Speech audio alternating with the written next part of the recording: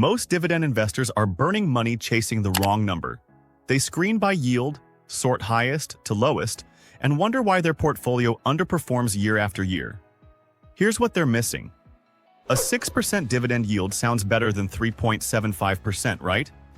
Except when that high-yield fund bleeds value during market turbulence while the lower yield option protects your capital and grows your income every single year.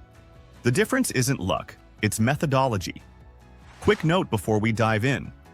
I'm not a financial advisor, and this isn't personalized investment advice. I'm sharing research and analysis.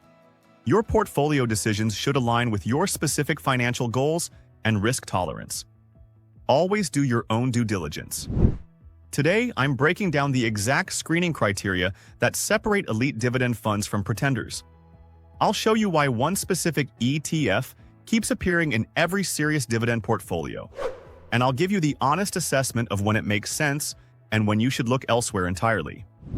My friend Harry started dividend investing 3 years ago. His strategy was simple. Open a screener, filter for highest yield, buy the top results. He loaded up on funds yielding 7%, 8%, even 10%. His portfolio looked incredible on paper. Then reality hit. One of his high-yield positions cut dividends by 40%. Another one's share price dropped 35% in 6 months. Suddenly, that 8% yield on his original investment was a 3% yield on his current value. Plus, he'd lost a third of his principal. Harry learned what experienced dividend investors already know. Dividend yield alone is a terrible screening metric. It tells you nothing about sustainability, nothing about quality, nothing about growth potential. The companies offering the highest yields are often in distress. They're trying to attract investors by maintaining unsustainable payouts. It's a value trap disguised as passive income. So what separates quality dividend investments from yield traps? 3 factors. Most investors completely ignore. First, dividend growth rate. Not just what they're paying today, but how consistently they've increased payments over time. A 3% yield growing at 10% annually becomes more valuable than a 6% yield growing at 2% annually. Compound that over a decade, and the math isn't even close. Second, fundamental health. Cash flow, profitability, debt levels. A company can maintain dividends temporarily by borrowing money or cutting investments. That's not sustainable. You want businesses generating excess cash that can afford to pay and grow dividends indefinitely. Third, consistency. Track record matters. Companies with decades of uninterrupted dividend payments have proven they can navigate recessions, market crashes, industry disruptions. That history predicts future reliability better than any analyst forecast. Now, here's where it gets interesting. There's one ETF that literally built its entire screening process around these 3 principles.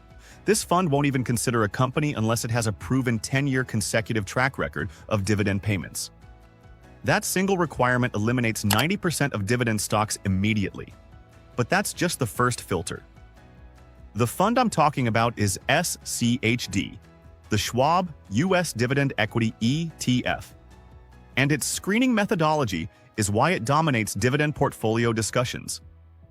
SCHD tracks the Dow Jones U.S. Dividend 100 Index. To even qualify for consideration, a company must pass multiple quality screens. 10 consecutive years of dividend payments is mandatory, no exceptions.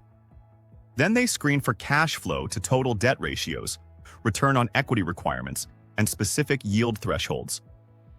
The fund currently holds 103 companies. Let's look at sector allocation because this reveals something crucial about the strategy. Energy represents 19.77% of holdings. Consumer defensive is 18.68%. Healthcare sits at 15.88%. Notice something interesting? Technology is only 9.90% of the portfolio. This isn't a growth fund disguised as a dividend fund. It's truly focused on established cash-generating businesses. The current expense ratio is 0.06%. Industry median for ETFs is 0.50%. On a $100,000 portfolio, that's $60 annually versus $500. Over 30 years, that fee difference compounds to massive savings on your wealth-building trajectory. But methodology only matters if results back it up. Let's examine actual performance. Here's what SCHD has actually delivered. Current dividend yield is 3.75%. The fund pays quarterly. Not the highest yield available, but watch what happens when you factor in total return and dividend growth. 1-year total return, 0.24%. Let's acknowledge that directly. Recent performance has been modest. SCHD lagged significantly as tech stocks dominated market returns. But zoom out. 3-year total return, 27.55%. That's your investment portfolio growing plus all dividends reinvested. 5-year total return, 72.69%. Your money nearly doubled while generating increasing income every year. 10-year total return, 213.82%. A $10,000 investment at SCHD's 2011 inception would be worth approximately $31,382 today through total return. Compare that to S&P 500 for context. Over 5 years, the S&P 500 total return was 116.35%. SCHD underperformed by focusing on dividend quality over pure growth. Over 10 years, S&P 500 returned 305.88% versus SCHD's 213.82%. So SCHD trails in maximum growth scenarios. That's intentional design, not a flaw. Now look at dividend growth specifically. 5-year dividend growth, CAGR, 10.87%.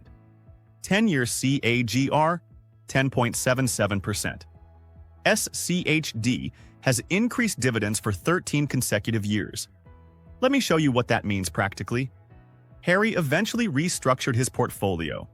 He moved 40% of his dividend growth allocation into SCHD 3 years ago. His position value increased 27.55% through total return while maintaining quarterly income payments that grow year over year. His income is growing faster than inflation, while his investment maintains value through market volatility. That's the power of combining moderate yield with strong dividend growth and quality holdings. You're building a passive income stream that increases purchasing power over time while protecting capital. Let's address the concern about recent underperformance directly. SCHD lagging the S&P 500 over the past year isn't a problem for its intended purpose. It's actually evidence the strategy is working correctly. SCHD is designed for income and stability, not maximum growth. The fund's defensive positioning means it typically falls less during market corrections. Those established cash-generating companies continue paying dividends regardless of market sentiment. When tech stocks soared 40%, SCHD stayed steady.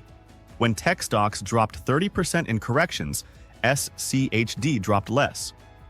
Over full market cycles, that downside protection preserves capital and keeps dividend payments flowing. Remember that dividend quality versus quantity question? This is where it matters most. High-yield funds often crater during downturns because those companies were already struggling. Quality dividend payers weather storms and often emerge stronger because competitors went bankrupt. Harry experienced this firsthand. During the 2022 market pullback, his old high-yield positions dropped significantly and several cut dividends entirely.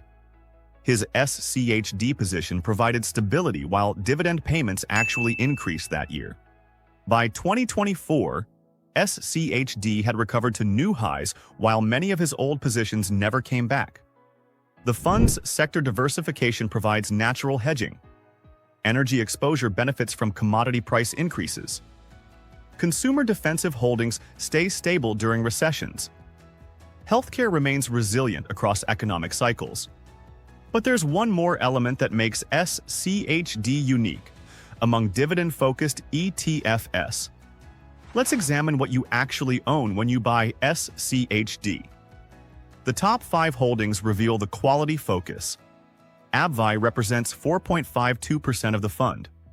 Pharmaceutical giant with a massive drug pipeline and consistent dividend growth. Chevron is 4.41%. Integrated energy company generating massive cash flow with a 140-year operational history. Home Depot sits at 4.28%. Dominant home improvement retailer with pricing power and steady cash generation. ConocoPhillips represents 4.15%. Pure play oil and gas producer with low-cost structure and strong dividend commitment. Altria is 4.11%. Tobacco company with declining volume but exceptional cash flow supporting dividends. These aren't speculative plays.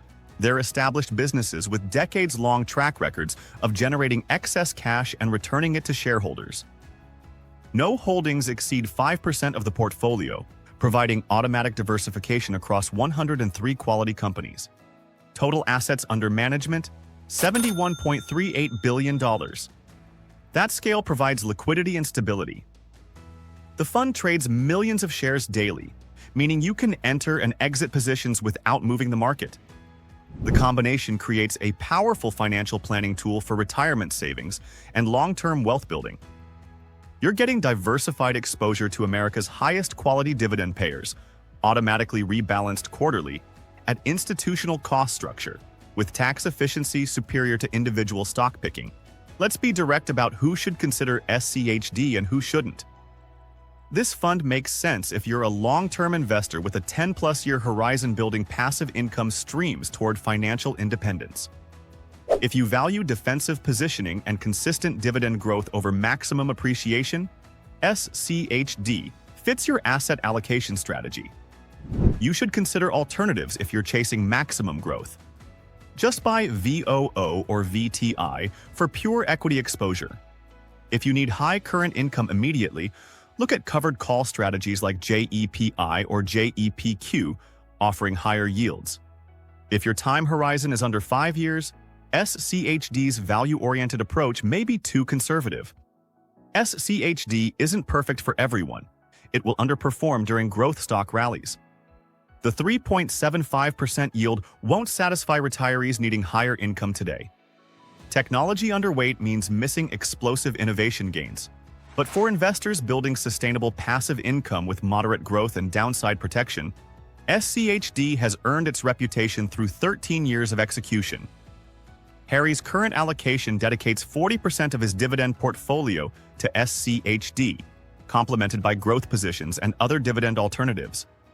After 3 years holding SCHD, his position demonstrates the value of quality-focused dividend investing.